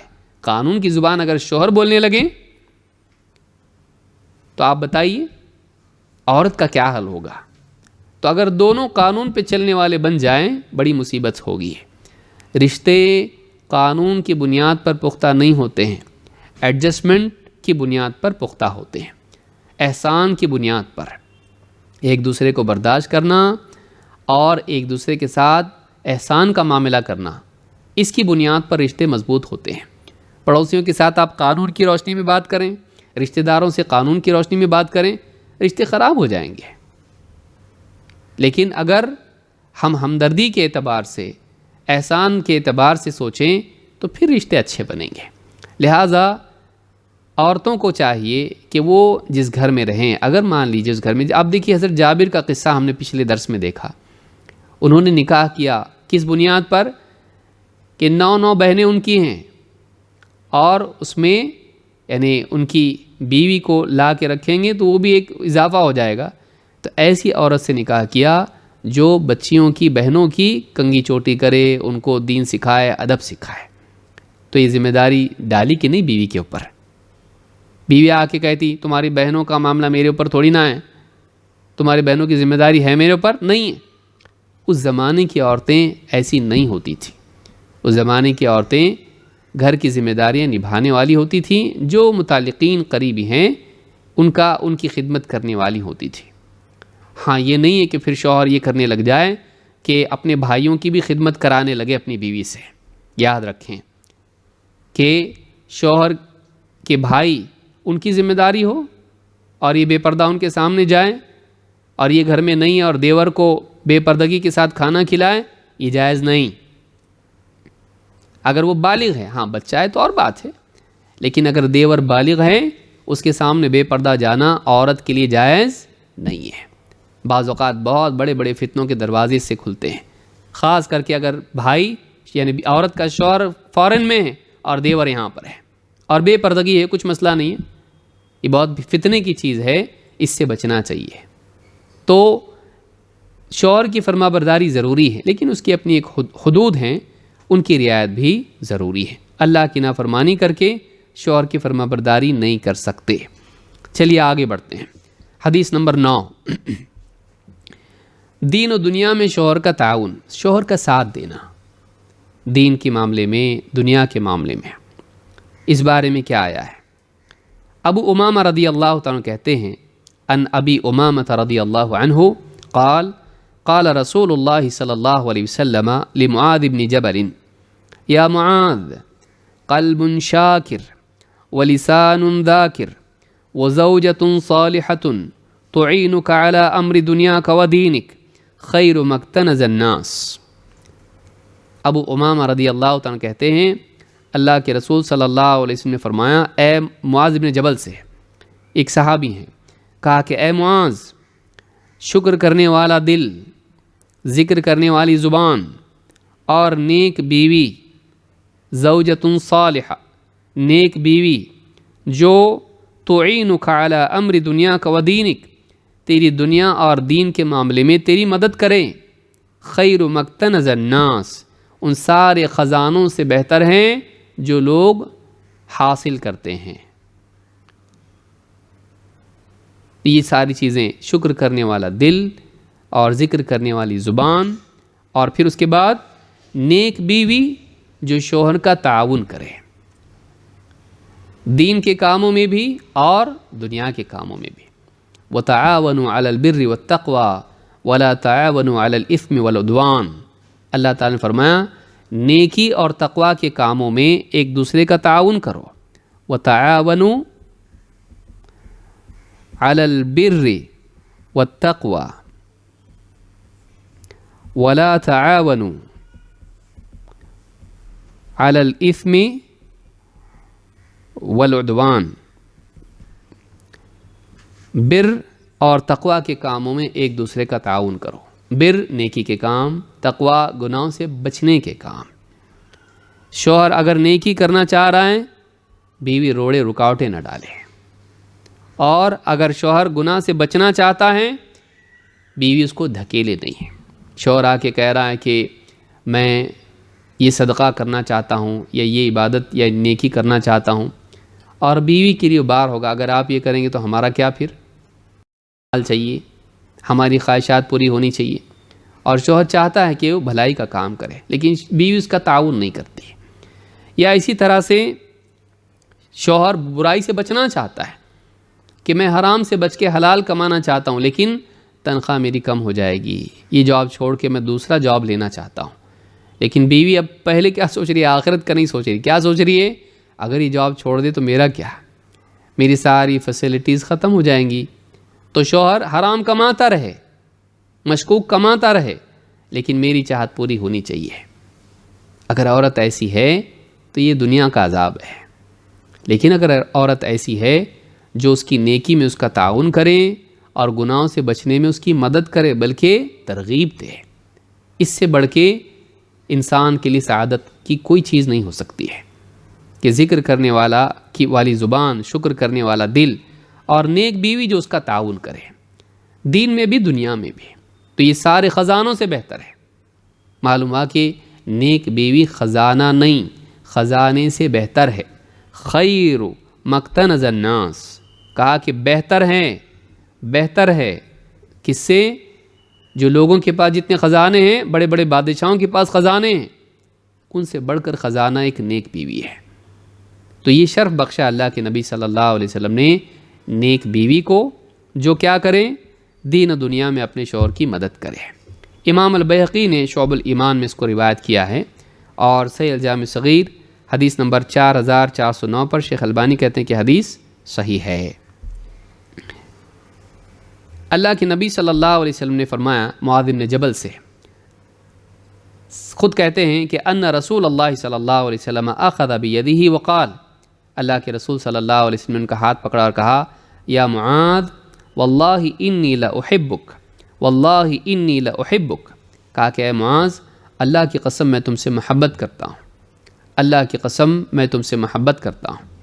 فقال اوصیک یا معاذ، کہا اے معاذ میں تم کو وصیت کرتا ہوں، خاص تاکید کرتا ہوں، لا تدعن فی دبر کل صلاۃ تقول، ہر نماز کے اخیر میں تو یہ دعا پڑھا کر، میں تجھ کو تاکید کرتا ہوں، چھوڑنا مت اس کو، لا تدعن، ہرگز بھی نماز کے اخیر میں اس کو چھوڑنا مت، کیونکہ نسائی کی روایت میں ہے نماز کے یعنی سلام سے پہلے، نماز کے سلام سے پہلے، اللہم اعنی علی ذکرک و شکرک و حسن عبادتک، اے اللہ میری مدد کر تیرے ذکر پر، تیرے شکر پر اور بہترین طور پر تیری عبادت کرنے پر۔ تو شکر یعنی اللہ کا ذکر، اللہ کا شکر اور حسن عبادت، یہ تین چیزیں ایسی ہیں، اتنی بڑی نعمتیں ہیں جو اللہ سے مانگنی چاہیے، اور ان کے ساتھ ذکر کیا اللہ کے نبی صلی اللہ علیہ وسلم نے نیک بیوی، جو دین و دنیا میں انسان کی کیا ہو، مدد کرے۔ تو ایک اعتبار سے اگر ایک انسان کو ایسی بیوی اگر ملی ہے تو گویا کہ اللہ تعالیٰ نے اس کی مدد کی ہے، گویا کہ اللہ تعالیٰ نے اس کی واقعی مدد کی، اسے نیک بیوی دی جو اس کے دین میں اور اس کی دنیا میں اس کی مددگار ہو۔ امام احمد، ابو داؤد، نسائی، ابن حبان اور حاکم نے اس کو روایت کیا ہے، اور صحیح الجامع الصغیر میں حدیث نمبر 7969 پر شیخ الالبانی کہتے ہیں کہ حدیث صحیح ہے۔ آپ دیکھیں تاریخ میں اس کی مثال ملتی ہے کہ نبی بھی اس سے مستغنی نہیں ہے، کہ نبی بھی نیک بیوی کی وجہ سے قوت پاتے ہیں۔ سب سے پہلے وحی جو نبی کریم صلی اللہ علیہ وسلم پر نازل ہوئی، اقرأ بسم ربک الذی خلق، اس وقت میں کیا ہوا؟ اللہ کے نبی صلی اللہ علیہ وسلم کے لیے پہلا موقع تھا جب براہ راست آپ کا فرشتے سے معاملہ ہوا، اور 3 بار جبریل نے آپ کو دبوچا اور کہا اقرأ۔ پہلی بار کہا تو آپ نے کہا ما انا بقارئ، میں پڑھا ہوا نہیں ہوں، مجھے پڑھنا نہیں آتا۔ پھر بالکل دبوچ کے دبایا ایک دم، اور اس کے بعد کہا اقرأ، کہا ما انا بقارئ، میں پڑھا ہوا نہیں ہوں، مجھے پڑھنا نہیں آتا۔ پھر واپس سے اس طرح سے دبایا، دبوچا اس طرح سے، اور اس کے بعد کہا اقرأ بسم ربک الذی خلق۔ یہ ایسا موقع تھا کہ اللہ کے نبی صلی اللہ علیہ وسلم ایک دم گھبرا گئے تھے، یہ کیا ہو رہا میرے ساتھ، اور ڈرے ڈرے اپنے گھر واپس لوٹے، غار میں تھے، غار حرا میں تھے، ڈرے ڈرے لوٹے، اور اپنی بیوی حضرت خدیجہ رضی اللہ تعالیٰ سے سب سے پہلے یہ معاملہ بیان کیا۔ نبی بننے کے بعد سب سے پہلے حدیث سننے کا شرف ایک عورت کو حاصل ہوا۔ سب سے پہلے حدیث کس نے سنی؟ نبی صلی اللہ علیہ وسلم نبی بنائے گئے، اللہ نے وحی نازل کی، سب سے پہلے قرآن کی آیت اور نبی صلی اللہ علیہ وسلم کی بطور نبی بات سننا، جس کو ہم حدیث کہتے ہیں، اس کا شرف اللہ تعالیٰ نے ایک عورت کو بخشا، ایک بوڑھی عورت جو بہت ہی نیک عورت تھی، حضرت خدیجہ رضی اللہ تعالیٰ عنہ، بیوی اللہ کے نبی صلی اللہ علیہ وسلم کی، ایک بیوی کو وہ شرف اللہ نے دیا۔ کہا فقال علی خدیجہ، پوری روایت میں ذکر نہیں کروں گا، اس کا ایک ٹکڑا بہت ہی یعنی ہمارے لیے بہت قیمتی ہے۔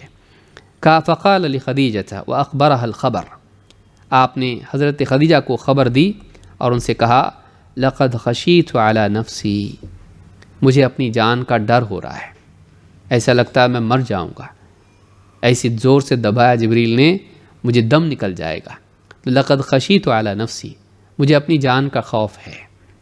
حضرت خدیجہ نے کیا کہا؟ کلا واللہ ما یخزیک اللہ ابدا، کہا نہیں، اللہ کی قسم اللہ تعالیٰ آپ کو ہرگز بھی رسوا نہیں کرے گا، ذلت میں نہیں ڈالے گا، ناکام نہیں کرے گا۔ تو آپ دیکھیے حضرت خدیجہ، پہلی بات تو یہ کہ حضرت خدیجہ کتنا پہچانتی ہیں اللہ کے نبی صلی اللہ علیہ وسلم کو، ایسا نیک انسان اللہ اس کے ساتھ کبھی برا نہیں کرے گا۔ ایک انسان جب گھبرایا ہوا ہو، شوہر جب حالات کے تھپیڑوں میں پریشان ہو، اس وقت میں بیوی کی طرف سے تسکین کتنی قیمتی چیز ہے. آپ دیکھیے نبی صلی اللہ علیہ وسلم خود کہہ رہے ہیں مجھے اپنی جان کا خوف ہے. اتنا بہادر انسان، لیکن کبھی کبھی ایسا ہوتا ہے آپ خوف زدہ ہو گئے. اتنا بڑا ایکسپیرینس، عجیب واقعہ آپ کے ساتھ ہوا، دہلا دینے والا، جو کبھی نہیں ہوا اس سے پہلے، آپ کے گمان میں بھی نہیں تھا کہ مجھے نبی بنایا جائے گا. جو لوگ یہ جھوٹ مانتے ہیں نبی صلی اللہ علیہ وسلم کو نعوذ باللہ نبی نہیں مانتے، وہ خود سوچیں، ہسٹوریکل ایویڈنس ہے یہاں پر. آپ ڈرے ہوئے تھے اس وقت میں. اگر پہلے سے آدمی پریپیئرڈ ہو تو یہ سب نہیں ہوتا. اللہ کے نبی صلی اللہ علیہ وسلم کے ساتھ یہ واقعہ ہوا، آپ کے وہم و گمان میں بھی نہیں تھا کہ ایسا میرے ساتھ ہو سکتا ہے. تو کہا کہ کلا واللہ ما یخزیک اللہ ابدا، نہیں ہرگز نہیں، اللہ تعالیٰ آپ کو ہرگز بھی رسوا نہیں کرے گا. کیوں؟ انک لتصل الرحم، آپ رشتے ناتے جوڑتے ہو، وتحمل الکل، دوسروں کا بوجھ اٹھاتے ہو، وتکسب المعدوم، جس کے پاس خود کمائی نہیں ہے آپ کما کے اس کو دیتے ہو، وتقری الضیف، اور آپ مہمان نوازی کرتے ہو، وتعین علی نوائب الحق، اور حق کاموں میں لوگوں کی مدد کرتے ہو.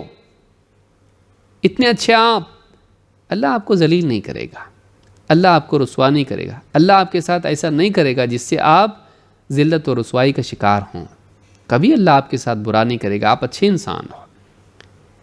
کسی انسان کو انکریج کرنا مصیبت کے وقت میں اس کے لیے زندگی بھر کی یادگار چیز ہو جاتی ہے. اگر ایک شوہر کے لیے بیوی ایسی ہو جو پریشانی کے حالات میں اس کو تسکین دے، آپ گھبراتے کیوں ہیں؟ لاک ڈاؤن ہے، فقر و فاقہ ہے، کوئی بات نہیں، اللہ تعالیٰ آپ کو ناکام نہیں کرے گا. آپ تقویٰ والے ہو، آپ حرام سے بچتے ہو. تھوڑی تنگی ہے، میں بھی جی لوں گی، آپ بھی جی لیں، ہم ہمت سے انشاءاللہ کشتی اللہ تعالیٰ ہماری پار لگائے گا. لیکن آپ حرام کی طرف مت جانا، کیونکہ آپ اچھے انسان ہو، آپ کے لیے لائق نہیں ہے. میں آپ کے ساتھ ہوں، میں شکایت نہیں کروں گی. ایک عورت شوہر کو دھاڑس بندھا ہے، گھر والے کسی انتقال ہو گیا، ماں باپ کا، کسی کا، اس میں حوصلہ دے. سیاسی مسائل بگڑ رہے ہیں، کوئی پریشانی ہے اس کے لیے، اس کو حوصلہ دے. نہیں، اللہ تعالیٰ آپ کا ساتھ دے گا، آپ اچھے انسان. تو اچھے انسان کو حوصلہ دینا، اس کی خوبیوں کو نمایاں کرنا اور اس کے لیے ایک پازیٹیو انرجی اس کو دینا، یہ بہت بڑی چیز ہے. یہ دین میں اس کا ساتھ دینا ہے. حضرت خدیجہ رضی اللہ تعالیٰ نے نہ صرف مورل سپورٹ دیا اللہ کے نبی صلی اللہ علیہ وسلم کو، بلکہ فائنینشلی بھی دین میں بہت مال لگایا. بڑی تاجرہ تھیں، پیسہ خوب تھا، تو وہ جو پیسہ تھا وہ سارا کا سارا دین کے لیے نچھاور کر دیا. تو ایسی نیک بیوی، اور اللہ کے نبی صلی اللہ علیہ وسلم ان کی وفات کے بعد بھی ان کو یاد کرتے تھے کہ جب بھی کچھ جانور ذبح کرتے، گوشت جو ہے ان کی سہیلیوں کو بھیج دیتے کہ اگر وہ ہوتی تو وہ خود کرتی، تو ان کے بعد آپ صلی اللہ علیہ وسلم خود کرتے تھے. ان کے جتنے رشتے انہوں نے زندگی میں بنائے تھے، نبی کریم صلی اللہ علیہ وسلم ان رشتوں کا لحاظ رکھتے تھے. تو یہ واقعی محبت تھی اللہ کے نبی صلی اللہ علیہ وسلم کو حضرت خدیجہ سے، کیونکہ ان کی بہت ساری قربانیاں تھیں. تو یہ جو چیز ہے، یہ عورت کا اپنے شوہر کا ساتھ دینا. اگر شوہر دینی خدمات انجام دیتا ہے، چاہے وہ کیسا ہی ذمہ دار چھوٹا موٹا کیوں نہ ہو، بھاگ دوڑ کرتا ہے، میٹنگز میں جاتا ہے، دیر سے آتا ہے. اب عورت کہنے لگے مولوی لوگوں کو تو کچھ وقت ہوتا نہیں ہے، آپ لوگوں کو بھی بٹھا رکھتے ہیں اپنے ساتھ، ان کو تو کچھ کام نہیں ہوتا ہے، آپ کو صبح آفس جانا ہے، اتنی دیر سے آپ آئے ہو اور میں آپ کو اب کھانا گرم کر کے دوں. اور شوہر کہہ رہا ہے دیکھو وہاں بہت بڑی میٹنگ تھی، مسجد کے بارے میں تھی یا دعوتی پروگرامز کے بارے میں تھی، میں نہیں جاؤں گا تو کیسا ہوگا، یا ہم لوگ وہاں پہ پوسٹر باندھ رہے تھے، یا ہم لوگ یہ کر رہے تھے، پرمیشن کے لیے گئے تھے، جھگڑا ہو گیا تھا وہ حل کرنے کے لیے گئے تھے. دعوتی کام میں شوہر لگا ہوا ہے، کام دھندے بھی کرتا ہے بیچارہ، لیکن یہ بھی کرتا ہے. اب بیوی ناراض ہو جائے، آج ہم کو جانا تھا، میکے جانا تھا، گھومنے کے لیے جانا تھا، پکنک پہ جانا تھا، آپ نے نیا نکال لیا میٹنگ ہے ذمہ داروں کی. تو عورت ساتھ دے، عورت ساتھ دے، شوہر کا ساتھ دے دین کے کاموں میں. اور اسی طرح سے دنیا کے معاملات میں بھی اس کی خدمت کریں. آفس جا رہا ہے، کپڑے پریس کر کے دے، کھانا اس کو وقت پر دے، اور ضرورت پوری کرے جو بھی اس کی ضروریات ہیں دنیوی اعتبار سے. اگر عورت کر، یہ نہیں کہ شوہر کی دکان پہ جا کے خود بے پردہ بیٹھ جائے، آج میرے شوہر طبیعت خراب ہیں تو میں دکان پہ آگے بیٹھ گئی اور پردہ بھی نہیں، یہ کام نہیں ہے، یہاں مراد یہ نہیں ہے۔ مراد یہ ہے کہ عورت جو خالص دینی کام نہیں ہے، دنیاوی ذمہ داریاں ہیں، ان میں بھی شوہر کا ساتھ دے، جو اس کے دنیاوی کام ہے ان میں ساتھ دے دے۔ تو عائشہ رضی اللہ تعالیٰ کے بارے میں دیکھیے، یہ دوسری بیوی نبی صلی اللہ علیہ وسلم کی، فرماتی ہیں کنت اغسل رأس رسول اللہ صلی اللہ علیہ وسلم وانا حائض، میں حیض کی حالت میں ہوتی اور میں اللہ کے نبی صلی اللہ علیہ وسلم کا سر دھوتی تھی۔ نبی صلی اللہ علیہ وسلم جب اعتکاف میں ہوتے یا عام دنوں میں بھی ایک محبت کا سلوک تھا ایک دوسرے کے ساتھ میں، تو آپ مسجد میں بیٹھ کے، آپ کا کمرہ مسجد سے جڑا ہوا تھا اور آپ کا گھر کا دروازہ مسجد میں کھلتا تھا، تو آپ مسجد میں بیٹھتے اور اپنا سر جو ہے اپنے گھر میں کر دیتے، پورے گھر میں نہیں آتے بلکہ صرف سر کیا کرتے، گھر میں کر دیتے۔ اور حضرت عائشہ رضی اللہ تعالیٰ عنہ حیض کی حالت میں ہوتی لیکن آپ پانی ڈال کے آپ کا سر دھوتی، شوہر کی خدمت کرتی۔ آپ خود بھی کر سکتے تھے لیکن آپ حضرت عائشہ رضی اللہ تعالیٰ آپ کے لیے کرتی کیونکہ آپ اعتکاف میں ہوتے تھے اور آپ گھر میں اس طرح سے آتے نہیں تھے بغیر واقعی ضرورت کے، اور آپ سر اپنا اس طرح سے گھر میں کرتے، حضرت عائشہ آپ کا سر دھلاتی ہیں۔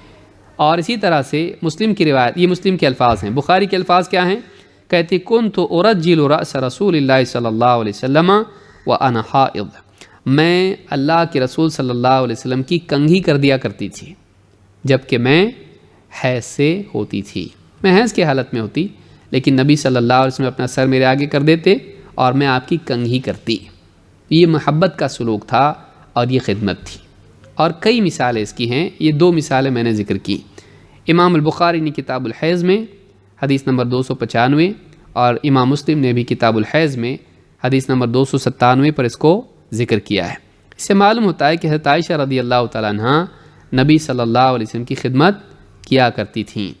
تو جو بھی دنیاوی کام ہیں، کپڑے پریس کر دینا، اگر باہر جا رہا ہے بیچارہ شوہر، آفس جا رہا ہے، کمپنی جا رہا ہے، ٹفن باکس بنا کے دینا اس کو، اس طرح کی جو بھی چیزیں ہیں، کپڑے دھو دینا اس کے، اگر کوئی بار نہ ہو عورت پر اور آسانی سے کر سکتی ہیں تو ضرور کرے اس کو، اس میں اس کی سعادت ہے اور اس سے آپسی رشتے مضبوط ہوتے ہیں، محبت بڑھتی ہے۔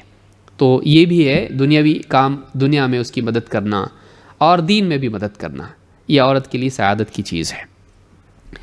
اسی طرح سے حدیث نمبر 10، شوہر کا بیوی پر حق ہے، شوہر کا بیوی پر حق ہے، یہ بھی ہے کہ بیوی کا بھی شوہر پر حق ہے، لیکن شوہر کا بیوی پر حق ہے اور وہ کتنا بڑا حق ہے، یعنی شوہر کی تعظیم کرنا۔ یہاں جو چیز سیکھ رہے ہیں مسئلہ نمبر 10 یا حدیث نمبر 10 میں، شوہر کی تعظیم، رسپیکٹ،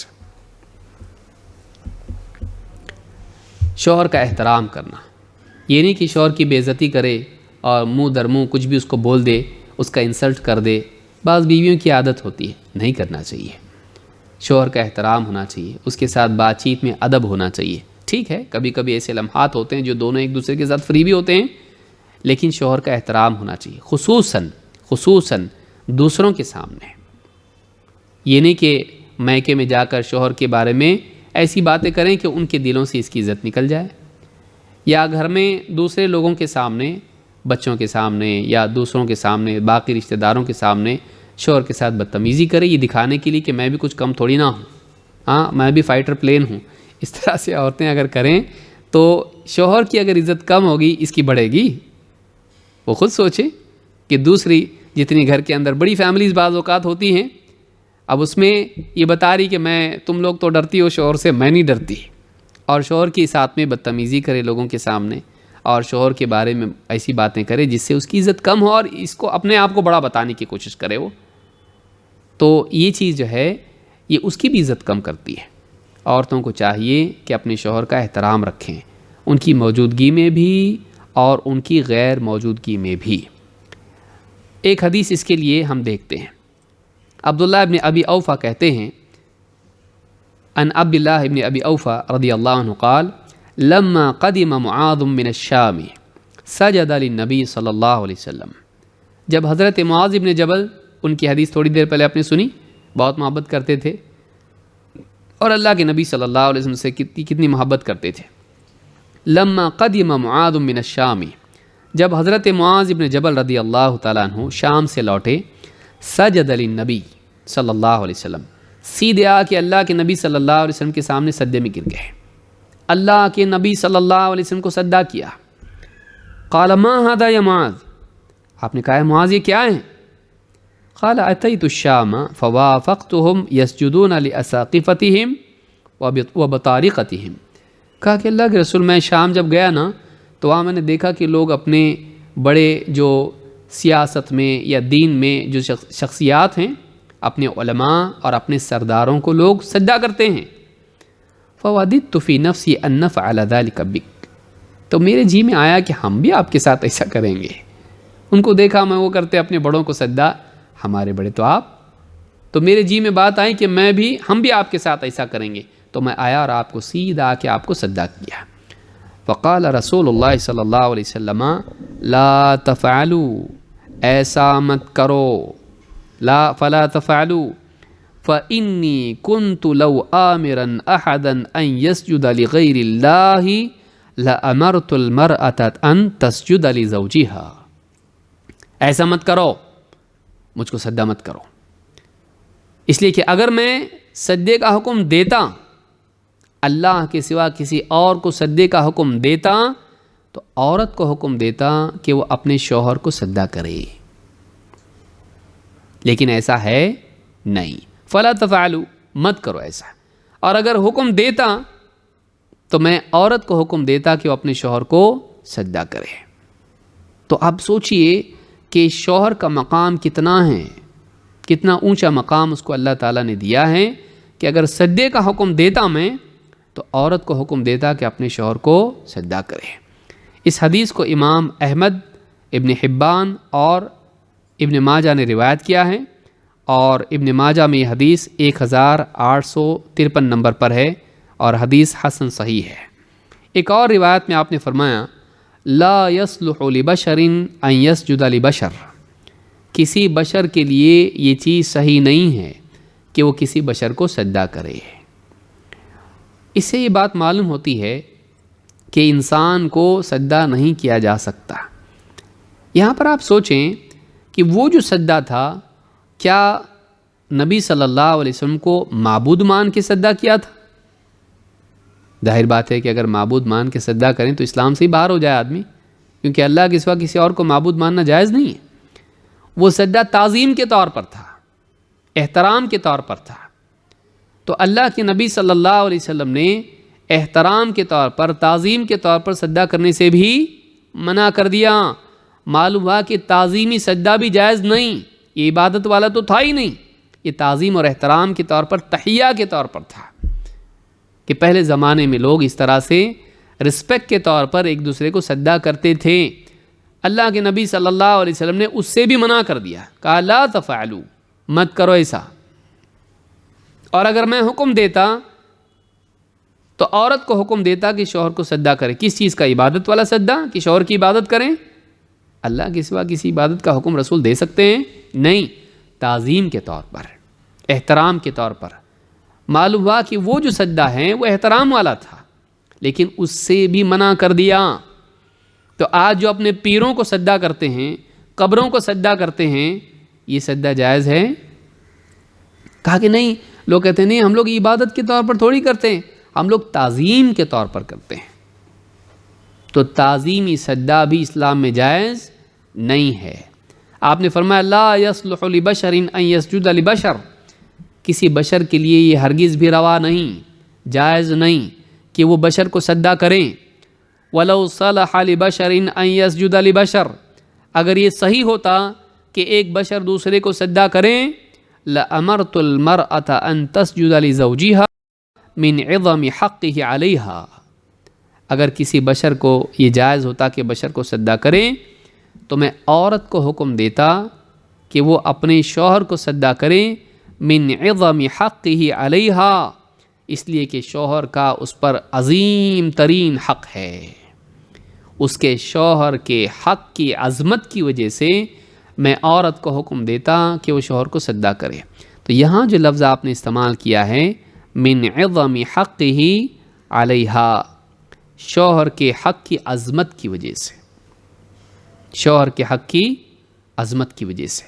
تو دو باتیں معلوم ہوئیں، ایک تو یہ تعظیمی سجدہ تھا جو کہ جائز نہیں، احترام کے طور پر کوئی کسی کو سجدہ نہیں کر سکتا، اور دوسرا یہ کہ شوہر کا عورت پر عظیم حق ہے، لہٰذا عورت کو چاہیے کہ وہ شوہر کا احترام کرے۔ ایک اور حدیث ہم دیکھتے ہیں، اسی حدیث کا ایک طریق اور ہے۔ عبداللہ بن ابی اوفا کہتے ہیں کہ قدم معاذ الیمن، معاذ بن جبل رضی اللہ تعالیٰ عنہ یمن سے لوٹے، او قال الشام، یا کہتے ہیں شام سے لوٹے، دونوں میں شک ہے۔ فرأى النصارى تسجد لبطارقتها واساقفتها، انہوں نے شام میں دیکھا یا یمن میں دیکھا کہ نصارہ اپنے سرداروں کو اور اپنے دینی رہنماؤں کو سجدہ کرتے ہیں، ان کے فادر یا جو بھی ہوتے ہیں اس طرح سے، اور پیٹریاکس جس کو کہتے ہیں وہ، یا اسی طرح سے ان کے سردار ان کو سجدہ کرتے ہیں۔ کہتے ہیں فروّا فی نفسہ ان رسول اللہ صلی اللہ علیہ وسلم احق ان یعظم، کہتے ہیں ان کے دل میں یہ بات گھر کر گئی کہ اس سجدے کے زیادہ حقدار تو اللہ کے رسول صلی اللہ علیہ وسلم ہیں کہ آپ کی تعظیم کی جائے۔ یہاں پر دیکھیے لفظ کیا ہے، ان یعظم، کہ اللہ کے نبی صلی اللہ علیہ وسلم زیادہ تعظیم کے حقدار ہیں، تو یہ سجدہ آپ کو کرنا چاہیے۔ تو معلوم ہے کہ سجدہ کون سا تھا، تعظیم والا۔ فلما قدم قال یا رسول اللہ رأیت النصارى تسجد لبطارقتها واساقفتها، جب لوٹے تو کہا اللہ کے رسول میں نے دیکھا کہ نصارہ اپنے دینی پیشواؤں کو اور سرداروں کو سجدہ کرتے ہیں۔ فروعت فی نفسی انک احق ان تعظم، تو میرے دل میں بات بیٹھ گئی کہ آپ زیادہ حقدار ہیں کہ ہم آپ کی تعظیم کریں، آپ تعظیم کیے جانے کے زیادہ حقدار ہو۔ فقال لو كنت آمر احدا ان يسجد لاحد لامرت المرأة ان تسجد لزوجها، اگر میں کسی کو حکم دیتا کہ وہ کسی اور کو سجدہ کریں تو میں عورت کو حکم دیتا کہ اپنے شوہر کو سجدہ کرے۔ اس حدیث کو امام احمد نے روایت کیا ہے، اور مسند احمد حدیث نمبر 19403 19403۔ تو اس حدیث میں بھی یہ معلوم ہوا کہ یہ سجدہ کون سا تھا، تعظیم والا تھا، کہ ہم آپ کی تعظیم کریں، لیکن تعظیم کے طور پر بھی غیر اللہ کو سجدہ کرنا جائز نہیں ہے، سجدہ خاص ہے اللہ کے لیے، کیونکہ آپ نے کیا فرمایا، آپ نے یہاں پر یہ فرمایا کہ لو کنت آمرا احدا ان یسجد لغیر اللہ، اللہ کے سوا کسی اور کو سجدہ کرنے کا اگر میں حکم دیتا تو عورت کو دیتا۔ تو معلوم ہے کہ اللہ کے سوا کسی اور کو سجدہ کرنا جائز نہیں ہے۔ اس میں ایک ضمنی مسئلہ یہ بھی سمجھ لیں کہ کیا حضرت معاذ بن جبل رضی اللہ تعالیٰ عنہ مشرک ہو گئے؟ اس بارے میں آپ دیکھیں اللہ کے نبی صلی اللہ علیہ وسلم نے حضرت معاذ کو تعلیم دی یا ان کی تکفیر کی، دونوں میں سے آپ نے کیا کیا؟ ان کو سکھایا یا اسلام سے باہر کیا؟ تکفیر کرنا کا مطلب کیا؟ اسلام سے باہر پھینک دینا، کافر قرار دینا۔ آپ نے تعلیم دی، ان کی تکفیر نہیں کی۔ آج ہم لوگ کیا کرتے ہیں، وہ فلانا ایسا ہے، مشرک ہے، وہ اسلام سے باہر ہو گیا، باہر، ختم، وہ مسلمانوں کے قبرستان میں بھی نہیں دفنایا جا سکتا، اس کی جنازے کی نماز بھی نہیں ہو سکتی، اس کے لیے مغفرت کی دعا بھی نہیں ہو سکتی۔ یہ جو چیز ہے یہ ٹھیک نہیں ہے۔ مسلمان اگر کلمہ پڑھنے کے بعد جہالت کی وجہ سے اگر کوئی شرکیہ کام کرتا ہے تو وہ کام تو شرکیہ ہے، لیکن مسلمان اسلام سے باہر نہیں ہوا، اس کو سکھایا جائے گا۔ اگر وہ مانتا ہے ٹھیک، اگر پورا سمجھانے کے بعد بھی کہنے میں تو یہ کروں گا، تب جا کر وہ مشرک اور کافر ہو جاتا ہے۔ لیکن اگر وہ نہیں جانتا ہے تو فوراً اس پر کافر ہونے کا فتویٰ لگانا صحیح نہیں ہے۔ آج خاص طور سے اس دور میں جہاں مسلمان دین سے بہت دور ہیں، علم نہیں ہے ان کے پاس، جہالت کی وجہ سے درگاہ پرستی میں مبتلا ہیں۔ تو انہیں کافر قرار دینے کی بجائے انہیں ایجوکیٹ کرنا چاہیے۔ اسی لیے علامہ شوکانی رحمہ اللہ کہتے ہیں اس حدیث کو ذکر کر کے، وفی هذا الحدیث دلیل، کہتے ہیں کہ اس حدیث میں اس بات کی دلیل ہے کہ علی ان من سجد جاہلا لغیر اللہ لم یکفر، کہ ایک آدمی اگر جہالت میں کسی کو سجدہ کر بیٹھیں اس کو کافر نہیں بولیں گے، اس کو سکھائیں گے، اس کو فوراً کافر قرار نہیں دیں گے، اس کو کافر نہیں بولیں گے، بلکہ اس کو کیا کریں گے؟ ایجوکیٹ کرنا چاہیے اس کو۔ تو نیل الاوطار میں یہ بات انہوں نے بیان کی ہے، اپنی کتاب نیل الاوطار جو ہے فقہ کی کتاب ہے، اور احادیث کی شرح انہوں نے کی ہے، احکام کی احادیث کی۔ تو اس حدیث سے یہ بات معلوم ہوئی کہ اللہ کے نبی صلی اللہ علیہ وسلم نے نہیں کہا اے معاذ تو آج اسلام سے خارج ہو گیا، تو کافر ہو گیا، تو مسلمان نہیں رہا، تو مشرک ہو گیا، نہیں، آپ نے بتایا کہ یہ نہیں کرنا ہے کیونکہ یہ غلط ہے، اللہ کے سوا کسی کو سجدہ نہیں کرتے ہیں، تو آپ نے ان کو بتایا کہ کیا کرنا ہے اور کیا نہیں کرنا ہے، لیکن آپ نے ان کو کافر قرار نہیں دیا۔ اسی طرح سے آج ہم بھی جو مسلمان کلمہ پڑھنے والے، اللہ کو مانتے، رسول کو مانتے، اسلام کو مانتے، قرآن کو مانتے، شرک غلط ہے وہ مانتے، لیکن جہالت میں آ کر شرکیہ اعمال کرتے ہیں، ان کو فوراً کافر نہیں بولنا چاہیے، بلکہ ان کو کیا کرنا چاہیے؟ سکھانا چاہیے۔ ان کا عمل غلط ہے لیکن ان کو کافر نہیں بولیں گے۔ ویسے ہی جیسے ایک آدمی کسی ہوٹل میں گیا اور اس نے کولڈ ڈرنک مانگا، شربت مانگا، ویٹر غلطی سے لا کے اس کو شراب دے دیا، اب وہ پیا، آپ اس کو شرابی بولیں گے؟ اس کو نہیں معلوم کہ میں جو پیا وہ شراب تھی، اس نے غلطی سے پی لیا اس کو، تو یہ نہیں بولیں گے وہ شراب نہیں ہے، وہ شربت ہے، وہ تو شرابی ہیں، شراب ہیں، اس نے کیا پیا تو آپ بولیں گے شراب پیا، لیکن کیا وہ شرابی ہے؟ کیا وہ گنہگار ہوا؟ نہیں، کیونکہ اس کو معلوم ہی نہیں۔ تو یا تو یہ لوگ کرنے لگ جاتے ہیں کہ نہیں معلوم نہیں تھا تو شراب نہیں تھی، شراب تو شراب ہی ہے، اس نے شراب ہی پیا، اس نے شرک ہی کیا، اس نے شرکیہ کام کیا، لیکن چونکہ وہ جانتا نہیں تھا اور اسلام پہ ہی تھا، لہٰذا لا علمی میں جو اس نے کیا اس پر شرابی کا حکم نہیں لگائیں گے۔ اسی طرح سے اس سے بڑا ہے کہ اس کو مشرک بناتے ہم لوگ، جب شرابی نہیں بول سکتے اس کو تو مشرک کیسا بول سکتے؟ تو مشرک اس کو نہیں کہا جائے گا بلکہ اس کو سکھایا جائے گا اور کہا جائے گا کہ یہ کام غلط ہے۔ تو نہ کام کو صحیح بولیں گے اور نہ اس کو مشرک بولیں گے، یہ دونوں چیزیں یاد رکھنی چاہیے۔ اللہ رب العالمین ہم سب کو دین کا صحیح علم عطا فرمائیں اور دین پر چلنے کی توفیق عطا فرمائیں۔ یہ ہماری 10 حدیثیں مکمل ہو گئیں، انشاءاللہ مزید حدیثیں ہم اگلے درس میں شروع کریں گے، اور بہت اہم حدیث ہے آگے آنے والی، شکر سے متعلق ہے، شوہر کی ناشکری کا انجام۔ بعض عورتیں سوچ رہی ہوں گی اس میں سب ہمارے بارے میں آ رہا ہے، شوہروں کا کدھر ہے؟ شوہروں کو شوہروں کا بتائیں گے، آپ کا بتائیں گے، تو یہ نہ سوچیں کہ بھئی ہم لوگوں کو تو سارا ہماری کمیاں بتا رہے ہیں آپ، اور شوہروں کی نہیں کی ذمہ داری، شوہر کی ذمہ داری آپ کو بتائیں، شوہر کی ذمہ داری ہم لوگ شوہر کو بتائیں گے، آپ کی ذمہ داری آپ کو۔ تو بچوں کو باپ کی ذمہ داری نہیں بتائیں گے اور باپ کو بچوں کی ذمہ داری نہیں بتائیں گے، یعنی آپ سوچیے کیا کریں گے؟ جس کی ذمہ داری اس کو بتائی جائے گی، اس سے سماج میں بھلائی آتی ہے۔ تو ایسی حدیثیں آئیں گی انشاءاللہ کہ شوہر کی بھی ذمہ داری آپ کے سامنے آئیں گی، لیکن اصل اصول اس میں یہ ہے کہ تنبیہ جس کو کی جاتی ہے اس کو اس کی ذمہ داری بتائی جاتی ہے۔ معاملہ الٹا کب ہوتا ہے؟ عورت کو اس کے حقوق بتائے جائیں، ذمہ داریاں نہیں، اور شوہر کو اس کے حقوق بتائیں، ذمہ داری نہیں، تو دونوں ایک دوسرے پر لڑنا شروع کر دیں اپنے حقوق کے لیے اور رشتے خراب ہو جائے۔ انسان کی نگاہ اپنے حقوق سے زیادہ اپنی ذمہ داریوں پر جب ہوتی ہے تب جا کر انسان بہتر بنتا ہے۔ ہماری مانگیں پوری کرو والا مینٹالٹی جب آ جاتی ہے تو پھر دونوں بھی جھنڈیاں لے کے کھڑے ہو جاتے وار کی، دونوں بھی شوہر وہاں سے جھنڈی جنگ کا بگل اور یہاں سے بیوی جنگ کا بگل، اور بیچ میں بچے دیکھ رہے ہیں دایاں جیتتا کہ بایاں جیتتا، کون جیتتا۔ تو یہ اگر ہو جائے گھروں کا حال تو اللہ رب العالمین حفاظت فرمائے۔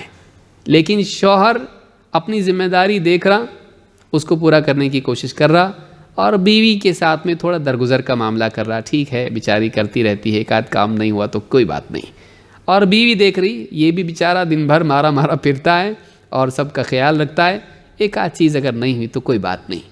تو اگر ہر ایک اپنے حقوق پر نگاہ تو جنگ کا ماحول پیدا ہو جاتا ہے، گھر بھی جو ہے عدالت بن جاتا ہے، کورٹ روم بن جاتا ہے، اور ہر ایک اگر اپنی ذمہ داریوں پر نگاہ رکھے گھر کا ماحول خوشحال اور خوشگوار بن جاتا ہے۔ یہ اصول ہے زندگی گزارنے کا، جس نے اس کو یاد رکھا اس کی زندگی خوشحال بنے گی، ورنہ جہنم گھر میں ہی بن جاتا، گھر میں ہی مصیبت کے پہاڑ ٹوٹنے شروع ہو جاتے، تعلقات خراب ہوتے۔ سب چیزیں مل کے اگر دونوں کی ایک دوسرے کی محبت نہیں ملی تو کیا فائدہ ہے؟ شوہر بول رہا کپڑے چاہیے، لو کپڑے، یہ لو پیسے میرا لے جاؤ، کارڈ لے جاؤ، جو خریدنا ہے خریدو، اور شوہر کے ساتھ محبت کا معاملہ بالکل نہیں، شوہر محبت نہیں دیتا ہے، اپنے کام میں لگا رہتا، اب جو چاہیے تم کو یہ چیزیں چاہیے نا لو، میں نہیں ملوں گا۔ اور بیوی بھی ایسی ہو جائے، کیا چاہیے؟ کھانا چاہیے، اچھے سے اچھا کھانا، کپڑے تمہارے پورے تیار ہیں، پریس کر کے ہیں، پورے ٹنگے ہوئے لے لو، پہنو، جاؤ کچن میں سے لو، کھاؤ، یا میں دیتی ہوں کھاؤ، لیکن مسکراہٹ میری نہیں ملے گی تم کو، ہمدردی میری نہیں ملے گی، بات ہی نہیں کروں گی، ہاں نہ، کھانا بنائیں، ہاں لاؤ جلدی، ٹھیک ہے۔ اس طرح کا معاملہ اگر بیویوں کا ہو جائے، سوچیے شوہر کی زندگی کیا ہو جائے گی۔ تو ایسے جو ہیں کمپیوٹرائزڈ لائف اگر ہو جائے، مشینوں کی طرح ہم جینے لگیں، کیا گھر ہے وہ، سب ملا لیکن کیا ملا؟ کچھ بھی نہیں ملا، لیکن روکی سوکی کھا رہے ہیں، پھٹے ہوئے کپڑے پہن رہے ہیں، لیکن ایک دوسرے کو ہاتھ سے کھلا رہے ہیں، شوہر اپنے ہاتھ سے بیوی کو کھلا رہا، بیوی اپنے ہاتھ سے شوہر کو کھلا رہی، کیسے پیارے لوگ ہیں۔ اگر ایسا ماحول بن جائے گھر کا، یہ بھوک پیاس کے ساتھ بھی محبتیں اگر ہوں تو یہ زیادہ اچھا گھر ہے۔ تو حقوق کے چکر میں رشتے خراب نہ کریں اور تعلقات خراب نہ کریں، اس کو یاد رکھیں۔ اللہ رب العالمین ہم سب کو سمجھتا فرمائیں، اور سمجھ لے کہ اس کا سوال مجھ کو سمجھ میں نہیں آیا۔ اللہ تعالی ہم سب کو دین سیکھنے کی توفیق عطا فرمائیں اور قرآن و سنت کی روشنی میں زندگی کے فیصلے کرنے کی توفیق عطا فرمائیں۔ اقول ھذا واستغفر اللہ لی ولکم۔